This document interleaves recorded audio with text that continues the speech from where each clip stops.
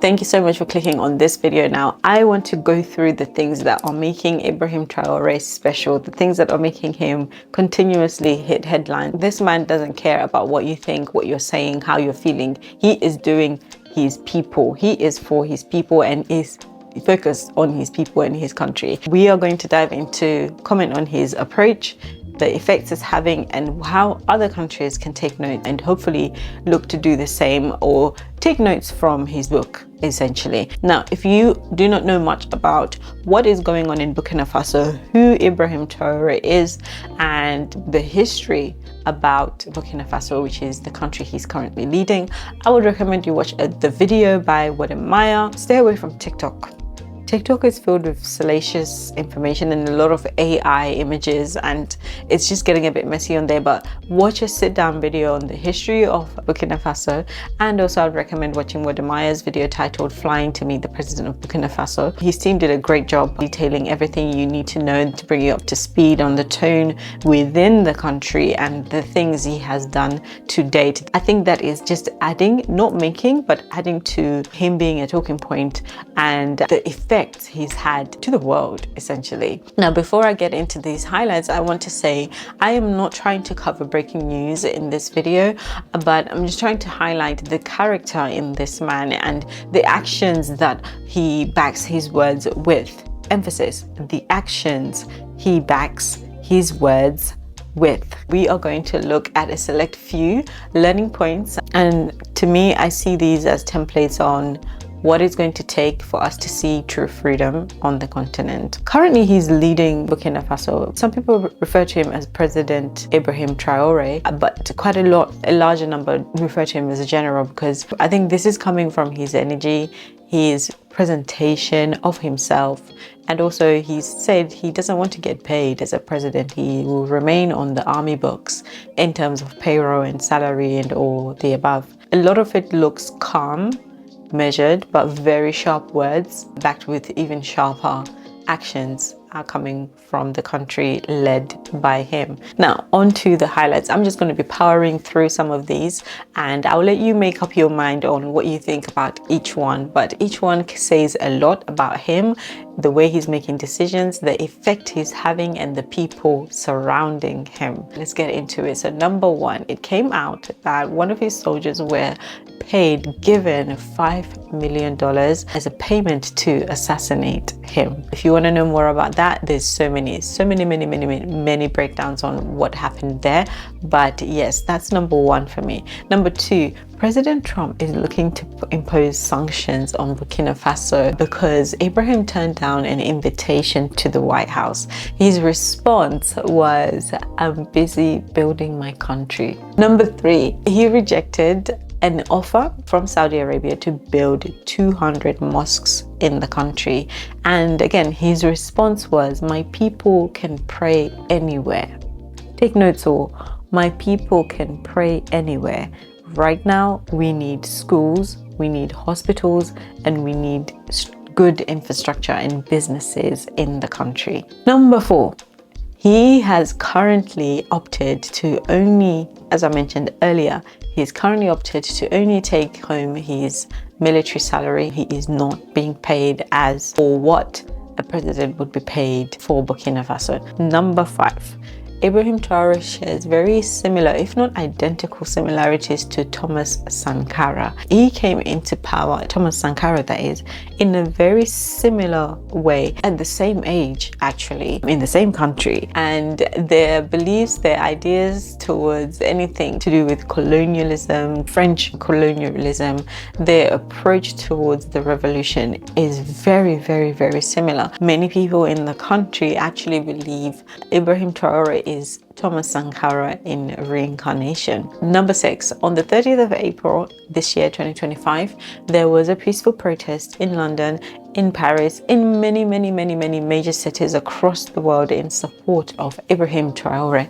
And one of the many banners in the London protest said, "Africa is not poor, Africa is exploited. Colonizers out, Africa rise and unite." So this protest was triggered by a failed coup attempt to get Ibrahim out of power. and it is said this attempt came from outside the country. So Africans and Black people across the world really came out to protest against this attempt, and essentially saying, if you want to get to Ibrahim, you need to come through us first. Number 7, though we're probably going to continue counting, so far today we know of 18 attempts to unalive Ibrahim Traoré. Number 8, one of the contracts which paid $1 billion a year to the country in order to have a mining access for their gold got undone when he came into power. A lot of contracts, a lot of foreign companies, their arrangements and contracts and agreements were undone when he came into power in 2022. And now an example of one contract that paid $1 billion a year to the country now is reporting $18 billion in just a few months, as opposed to $1 billion a year.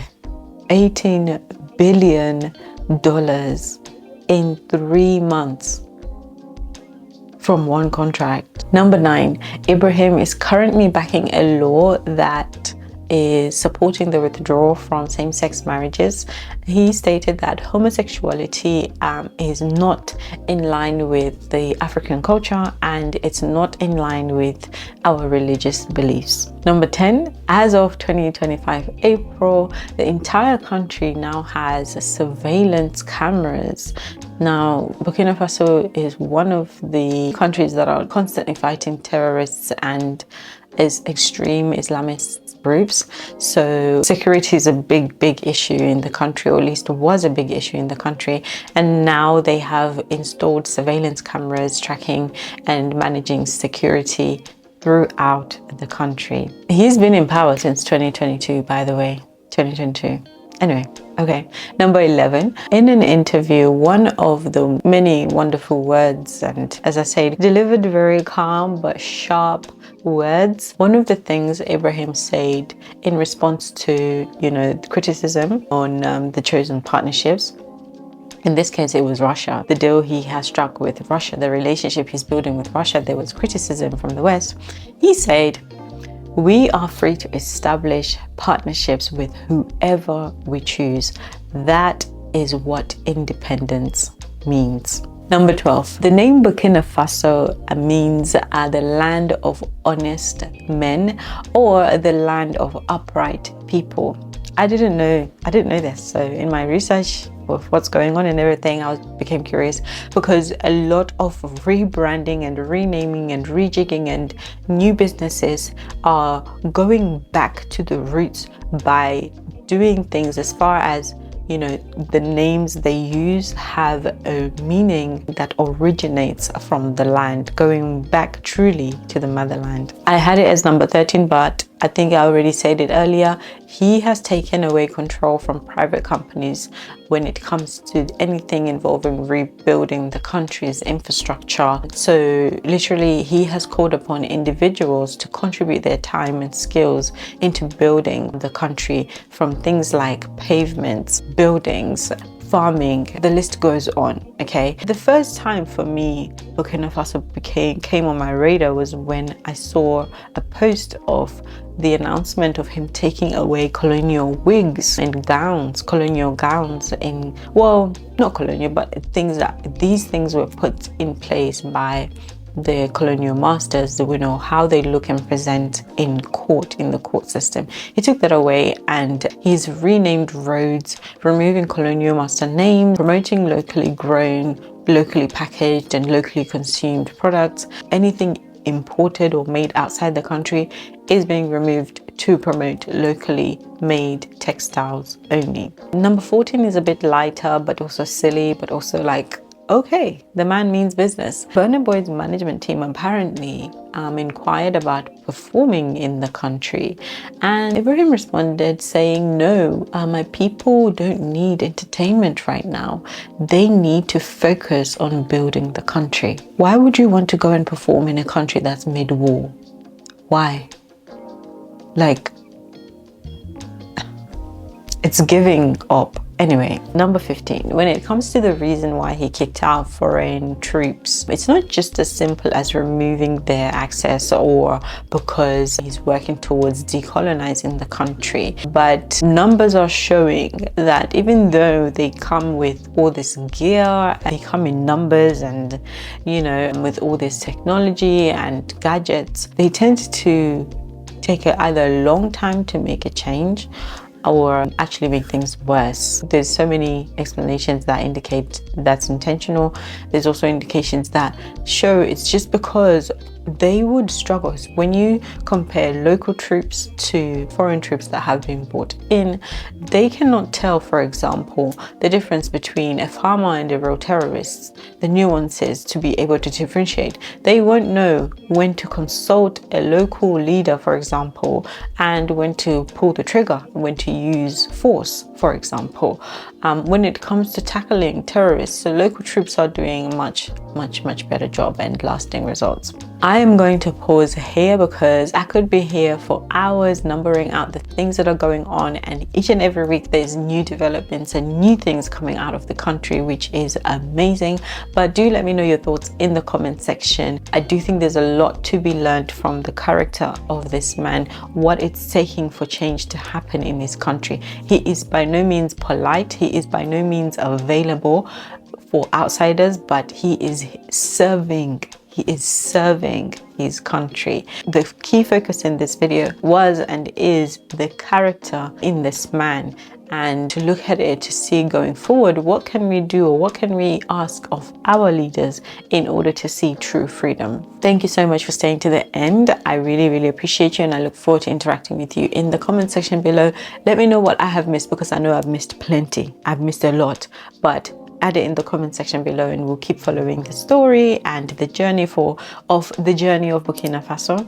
In the meantime, I'm going to say goodbye, stay safe until my next video. See ya.